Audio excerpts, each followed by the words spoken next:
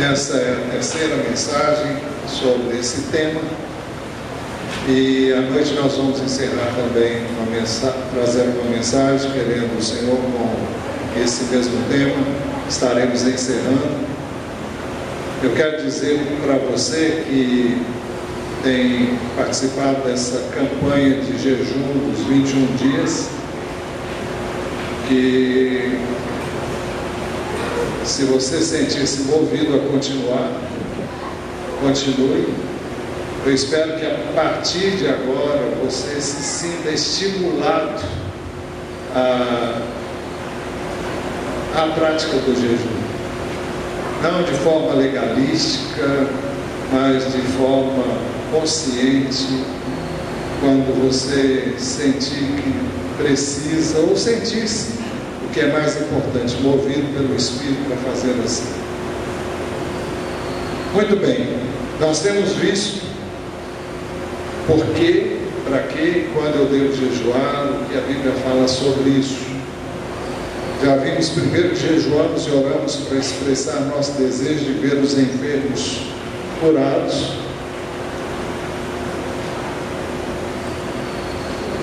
Segundo, jejuamos e oramos para expressar tristeza. Terceiro, jejuamos e oramos para expressar nossa dependência do Senhor diante do perigo. Examinamos várias situações de perigo em que as pessoas jejuaram. Em quarto lugar, nós vimos que jejuamos e oramos para expressar arrependimento, quebrantamento.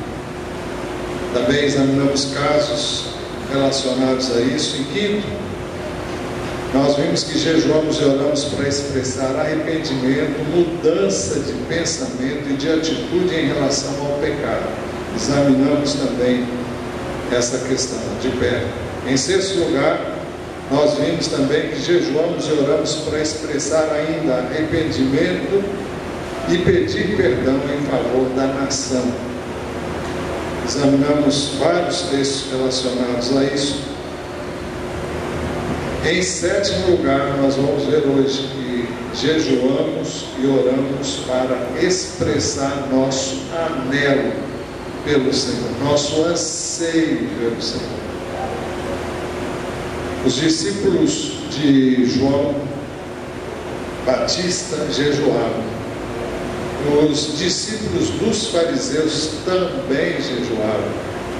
Mas os discípulos de Jesus não jejuaram. Isso não quer dizer que eles não jejuaram depois, mas inicialmente eles não jejuaram. E já tivemos a oportunidade de compartilhar com os irmãos o que vamos ler novamente, Marcos 2:18. A palavra do Senhor diz assim: os discípulos de João e os fariseus estavam jejuando. Algumas pessoas vieram a Jesus e lhe perguntaram: por que os discípulos de João e os dos fariseus jejuam, mas os teus não? Jesus então disse para eles que não fazia sentido o jejum enquanto ele estivesse com eles. Jesus respondeu: como podem os convidados do noivo jejuar enquanto este está com eles? Não podem enquanto o tem consigo.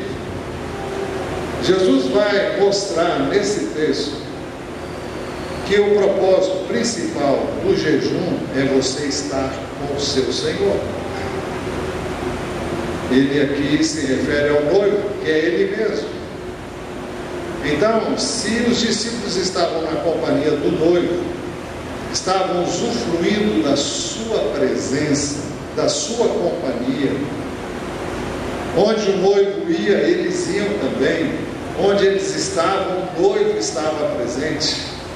Então não fazia nenhum sentido jejuar, porque hoje jejuamos para estar com o noivo que nós não vemos com estes olhos, mas nós contemplamos pela fé, nós cremos nele e por isso o buscamos. Como já dissemos, Jesus era o noivo. Os convidados do noivo não podiam jejuar enquanto ele estivesse presente. por uma razão muito simples. Era um tempo também de alegria, era um tempo de festa, e não era tempo de jejuar, era tempo de realmente usufruir daquele momento que era muito precioso. Jesus, lá no capítulo 13 de Mateus, ele diz que muitos profetas, muitos servos de Deus que viveram no passado, gostariam de ter vivido naquele momento, vivido aquela época, que é aquela em que Jesus se revelou a nós como homem.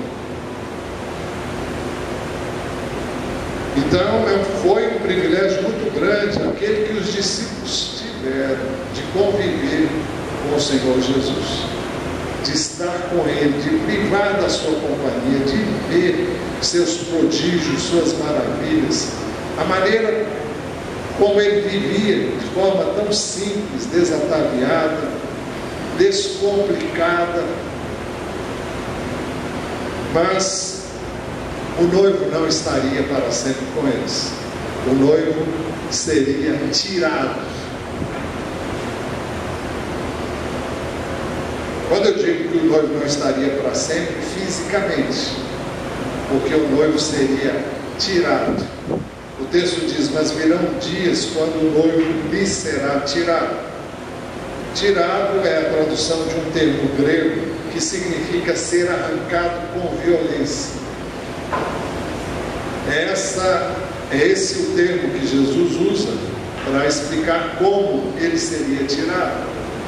Ele seria tirado através da morte. Eles o tomariam à força, o levariam a um julgamento que culminaria com a sua crucificação. Jesus então diz que quando ele fosse tirado, então eles jejuariam. Mas virão dias quando o noivo lhe será tirado, e nesse tempo jejuarão.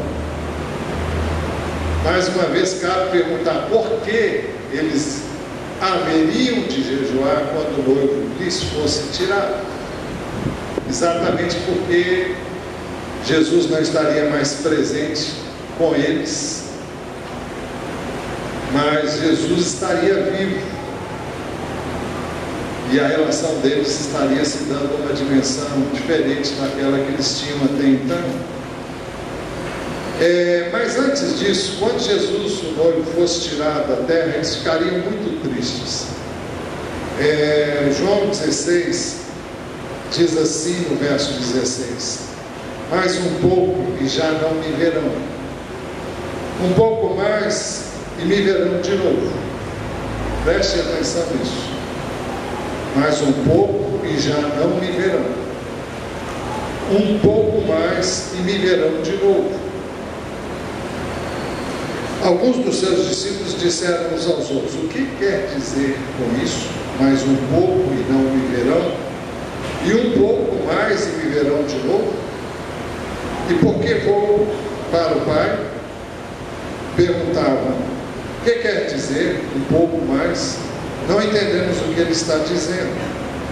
Jesus percebeu que desejavam interrogá-lo a respeito disso, pelo que lhes disse: vocês estão perguntando uns aos outros o que eu quis dizer quando falei mais um pouco e não me verão, um pouco mais e me verão de novo?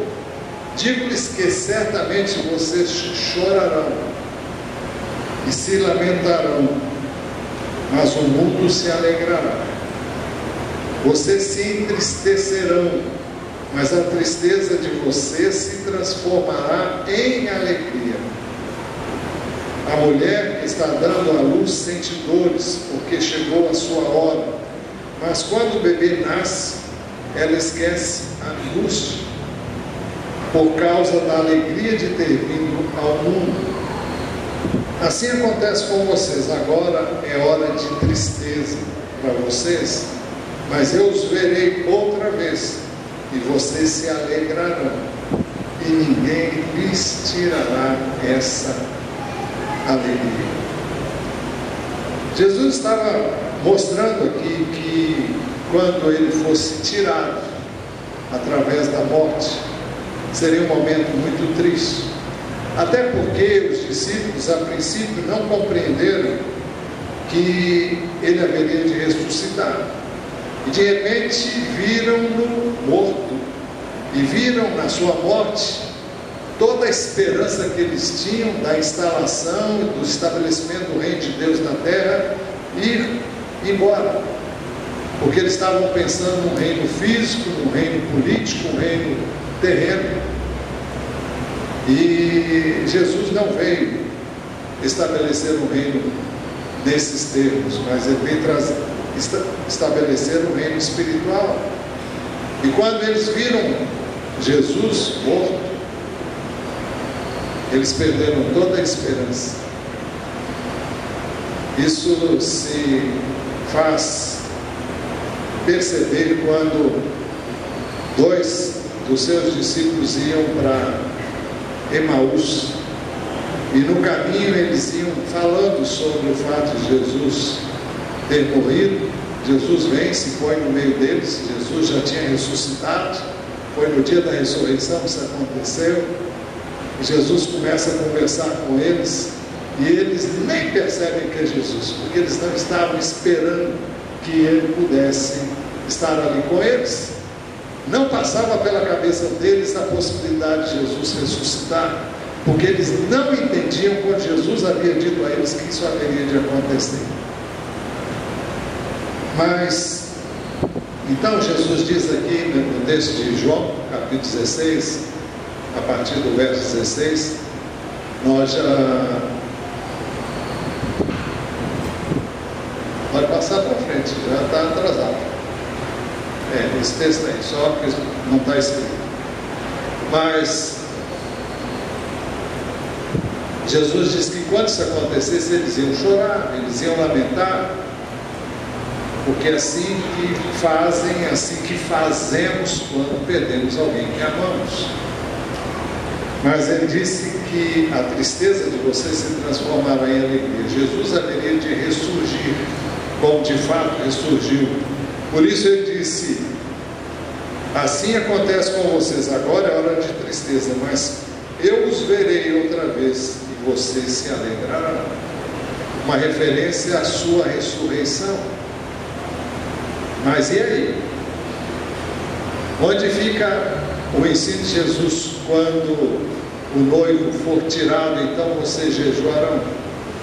Nós temos que saber que Jesus, depois da ressurreição, permaneceu sobre a terra ainda durante 40 dias.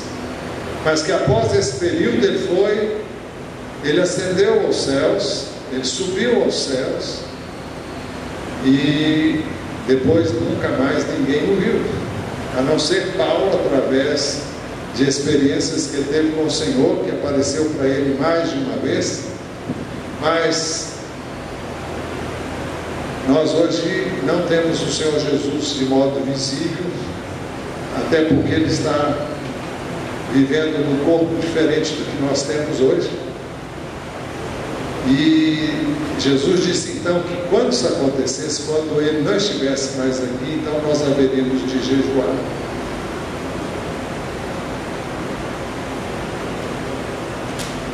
Segundo Coríntios 5, 15, 17 explica muito bem isso. É o próximo texto aí. Diz assim: e ele morreu por todos. Aliás, o texto não está aí, mas só está a referência. O texto diz assim: e ele morreu por todos, para que aqueles que vivem já não vivam mais para si mesmos, mas para aqueles que por eles morreu e ressuscitou. De modo que de agora em diante, a ninguém mais consideramos. Uma outra versão diz: conhecemos, do ponto de vista humano. O grego diz segundo a carne. Ainda que antes tenhamos conhecido ou considerado Cristo dessa forma, isto é, segundo a carne, vendo olho no olho, agora já não consideramos assim, agora já não o conhecemos assim. Eu e você então nem se fala, porque nós não vimos Jesus face a face. E hoje nós o conhecemos de uma forma diferente daquela que tiveram, da experiência que tiveram os seus discípulos que o viram face a face. Então o texto diz: ainda que antes tenhamos conhecido Cristo dessa forma, agora já não o conhecemos assim. Portanto, se alguém está em Cristo, é nova criação, as coisas antigas já passaram, eis que surgiram coisas novas. Ou, como diz outra versão, eis que tudo se fez novo. O que aqui o texto está querendo dizer? Nós nascemos de novo. Nosso espírito, que estava morto, separado de Deus, ele nasceu de novo. O Espírito de Deus veio habitar em nós. E nós temos o Cristo vivo vivendo dentro de nós, através do seu Espírito. E por que? E o que tem isso a ver com jejum? Eu creio que você já parou para perceber que muitas vezes eu e você vivemos e nem nos damos conta de que o Espírito de Deus habita em nós. Muitas vezes nós vivemos como se Deus não estivesse presente. Deus não somente está presente em todos os lugares, como Ele mesmo vive dentro de nós. Quando jejuamos, nós estamos como que desligando das coisas que nos envolvem, e uma delas é a necessidade de nos alimentarmos. Nós estamos nos abstendo de necessidades físicas. E através desse procedimento, o propósito é que nós nos aquietemos, que nós fiquemos bem quietos na presença de Deus, de modo a poder ouvir aquilo que Ele tem a nos dizer, de modo que possamos perceber aquilo que Ele deseja nos comunicar, na maioria das vezes sem nos dizer uma só palavra. Simplesmente, de repente, eu e vocês sabemos o que Ele está dizendo, o que Ele está querendo. Não ouvimos nenhuma voz, mas Ele imprime em nosso coração e imprime também em nossa mente aquilo que Ele quer e Ele deseja de nós.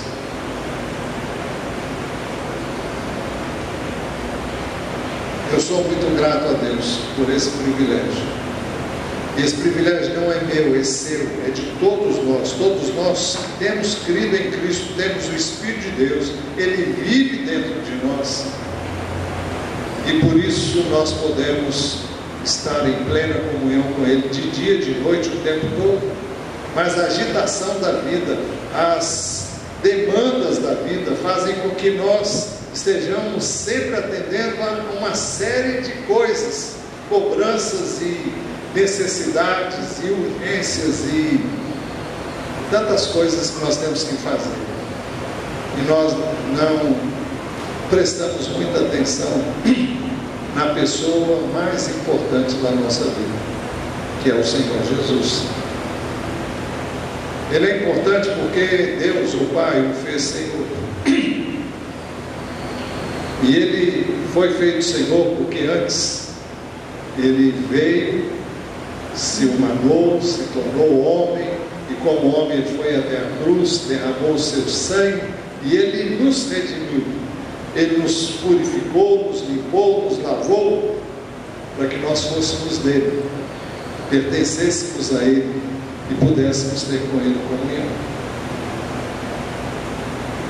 E o jejum é um meio de pararmos tudo. Por isso já dissemos que o ideal, quando você jejua, se você não pode, o tempo todo que você está em jejum, fazer isso, pelo menos quando você vai finalizar o tempo de jejum, você precisa ter um tempo para estar, parar tudo e ficar quieto diante de Deus. Na realidade, o ideal é que o tempo todo de jejum fosse um tempo com Deus. Aliás, Quando eu digo um tempo com Deus, não é bem a expressão. Um tempo em que você está sintonizado com Ele, que você está voltado para Ele. Me faltou a palavra aqui, eu lembrei, depois esqueci, não consegui lembrar mais. Mas um tempo em que você estará ligado no sentido de perceber, de poder se desligar de tudo para estar voltado para Ele. É por isso que o jejum tem a finalidade, sobretudo, de ouvir Deus. É claro que muitas vezes o que motiva você ao jejum, eu tenho uma necessidade. Então eu preciso disso, preciso daquilo. Mas tá, vá porque você tem uma necessidade. Mas não vá para ter aquilo que você está precisando. Vá para ouvir o que Ele vai dizer para você nessa necessidade. Esteja atento para ouvir o que Ele tem a dizer a você acerca do que você está pedindo. Pode ser que simplesmente Ele traga paz e a certeza de que Ele já ouviu e já atendeu. Pode ser que Ele diga: olha, tem coisas que eu quero arranjar na sua vida, você não está me dando espaço, não está me dando tempo, você não está nem falando mais comigo, você não está lendo a minha palavra. Existem coisas no seu relacionamento conjugal que eu não estou feliz, não estou me agradando. A maneira como você trata a sua mulher, a maneira como você trata o seu marido, ou a maneira como você lida com seus filhos, não estou me agradando. E eu quero isso no lugar. Você vai a Ele com propósito, mas Ele tem outros para você. E muitas vezes, antes de você obter o que você quer, é preciso que você endireite na sua vida coisas que precisam de conserto. E pode ser que o que você esteja querendo e necessitando seja um meio que Ele usou para levar você a buscar a presença dEle, para você ouvir aquilo que Ele tem a dizer, porque de outra forma você não pararia.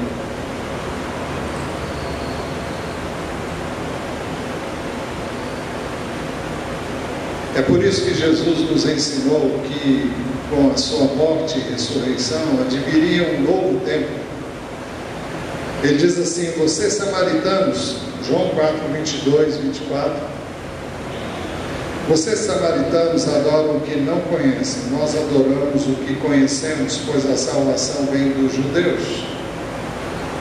No entanto, está chegando a hora, e de fato já chegou, em que os verdadeiros adoradores adorarão o Pai em espírito e em verdade.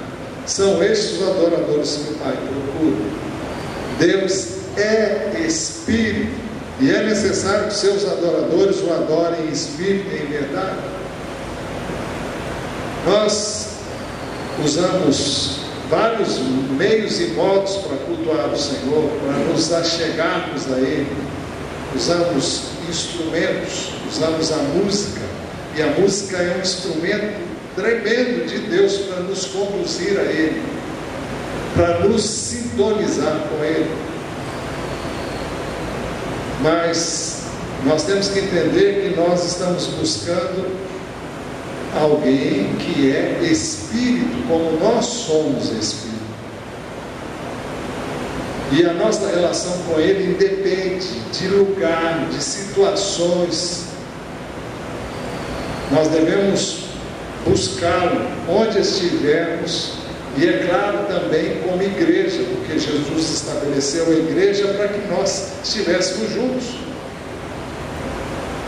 Mas nós temos que entender que em todo e qualquer lugar onde eu esteja, eu posso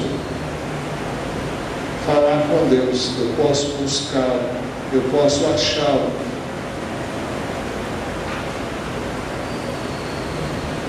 Os judeus criam que só podiam encontrar o Senhor se eles fossem a Jerusalém, onde estava o templo. E eles saíam dos lugares mais longínquos para se dirigirem para lá pelo menos 3 vezes ao ano. E de fato era assim, porque o Espírito de Deus não habitava ainda dentro do homem de forma permanente, como veio a acontecer depois da morte e ressurreição de Jesus na vida daqueles que creem nele. Então, Deus é Espírito.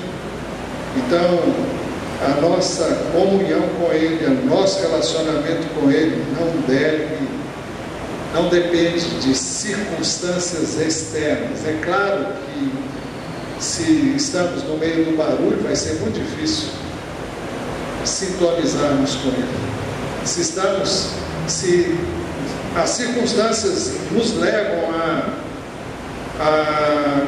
a fazer com que os nossos sentidos físicos estejam todos à flor da pele, então vai ser difícil estabelecer comunhão com Ele.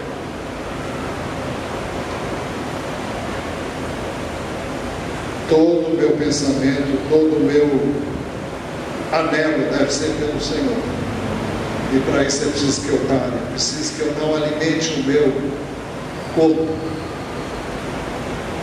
Eu não sei de você, mas eu não tenho a mínima vontade de orar depois do almoço. Não tenho. Mas antes do almoço, eu não tenho nenhuma dificuldade de estar com Ele. Você vai dizer, se for preciso orar, você não, oro sem problema. Oro, falo com Ele, mas de buscar, de demorar, de estar na presença dEle, quando a barriga está cheia, até você fica assim meio lerdo, a vontade que você tem, se você pode, é dar uma recostadinha, se for depois do almoço. Do jantar, você não quer fazer nenhuma atividade que vá exigir algum esforço, e a sua mente está alerta, porque o sangue que é usado para oxigenar o cérebro vai estar mais voltado para a digestão do que para qualquer outra coisa. Nós somos seres espirituais, mas Deus transmite aquilo que está no nosso espírito, onde Ele está, a nossa mente tem que estar livre, tem que estar desimpedida, tem que estar bem, para podermos entender e perceber aquilo que vem do Espírito de Deus. Foi por isso que Jesus mostrou que o jejum da velha aliança não cabe na nova aliança. Jesus disse assim, nesse contexto de Marcos 2: ninguém põe remendo de pano novo em roupa velha, pois o remendo forçará a roupa, tornando pior o rasgo. E ninguém põe vinho novo em vasilha de couro velha. Se o fizer, o vinho rebentará a vasilha, e tanto o vinho quanto a vasilha se estragarão. Ao contrário, põe-se vinho novo em vasilha de couro nova. O que é que Jesus estava querendo dizer com isso? Nós vamos ver isso muito melhor hoje à noite. Mas o que Jesus estava dizendo é que a razão pelas quais eles jejuavam, é claro que era um meio de se humilhar diante de Deus, era um meio deles expressarem a dependência total de Deus. Mas Jesus estava falando de um novo tempo, em que não apenas eu e você poderíamos nos humilhar diante de Deus, mas de um tempo em que nós estaríamos ligados de uma maneira muito mais profunda a Ele, quando jejuássemos. Por isso que ele diz que o jejum, da forma como era praticado no Velho Testamento, não cabia nesse novo formato, nesse novo contexto que é o da nova aliança.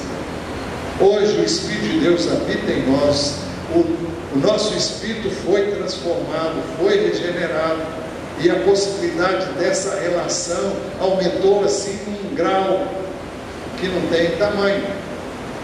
O Espírito de Deus habita em nós, Deus vive em nós, e nós podemos estar com Ele, podemos falar com Ele, podemos perceber Ele em nós, podemos sentir a Sua presença.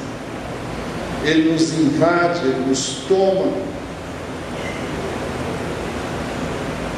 Então, ele diz: ninguém põe vinho novo em vasilha de couro velho, Se você coloca um vinho novo dentro de um odre velho, quando ele fermentar, quando ele entrar em processo de maturação, ele vai expandir-se e aquele odre não vai suportar. Mas o odre novo, normalmente era de couro, ele estica, ele tem elasticidade suficiente para suportar aquela pressão que vai sendo formada dentro do odre através da fermentação, do processo de fermentação. Então, não se constrói nada novo usando o modelo velho. Você não pode colocar um remendo novo numa roupa velha, porque o rasgo vai ficar maior. Então, vinho novo requer odres novos. O vinho novo é o Espírito de Deus.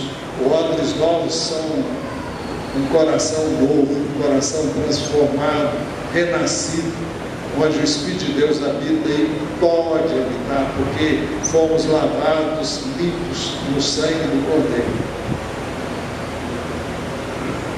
O jejum como meio de justificação, para que a pessoa fosse aceita por Deus, não cabe na nova aliança. Jesus contou uma parábola, está registrada em Lucas 18, 10 a 14. 2 homens subiram ao templo para orar. Um era fariseu e o outro publicano. O fariseu em pé orava no íntimo: Deus, eu te agradeço porque não sou como os outros homens, ladrões, corruptos, adúlteros, nem mesmo como esse publicano que está aí. Esse que está aí é por minha conta. Jejuo 2 vezes por semana e dou o dízimo de tudo quanto ganho. Eu jejuo. À noite vamos falar também sobre isso. Quando você jejuar, ninguém tem que saber. Você vai dizer: mas o pastor convocou um jejum. Sim. Você não tem que ficar publicando: eu estou jejuando, olha para cá, eu estou jejuando. Isso. O jejum que nós convocamos, cada um faz o seu da forma que achar, que pode, que quer e que deseja fazer. Você pode jejuar até de televisão, pode jejuar de N coisas que você resolveu que não vai fazer para estar com Deus, para estar ligado a Ele. Então, não é para todo mundo saber. Mas o fariseu estava dizendo: jejuo 2 vezes por semana, eu dou o dízimo de tudo que ganho. Não faz mais do que obrigação, mas não precisa dizer isso para todo mundo, né? Mas o publicano ficou à distância. Ele nem ousava olhar para o céu, mas batendo no peito dizia: Deus, tem misericórdia de mim, que sou pecador. Eu lhes digo que este homem e não outro foi para casa justificado diante de Deus, pois quem se exalta será humilhado e quem se humilha será exaltado. O que queremos dizer é que eu não sou aceito por Deus porque eu faço isso, eu faço aquilo, ou porque eu jejuo. O jejum não compra Deus, gente. O jejum é um meio de você estar com Ele, ouvir só isso. Jejum é um meio de você se quebrantar diante de Deus, de você dizer para Ele: olha, eu prefiro estar contigo do que me alimentar.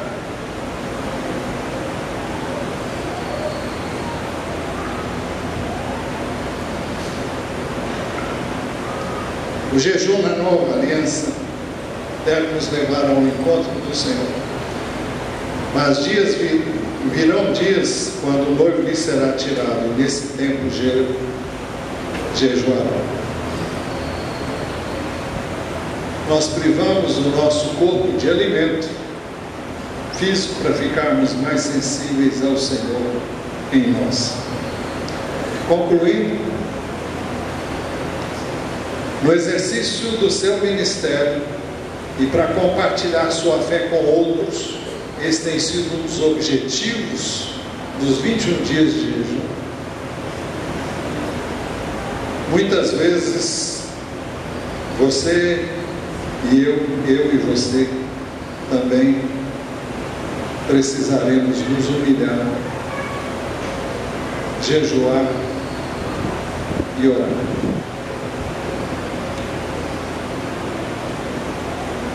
Não por mero exercício religioso, mas para estar com o Senhor, para adorá-lo em espírito e em verdade, para ouvir o que Ele quer lhe falar acerca do que você quer falar a outros.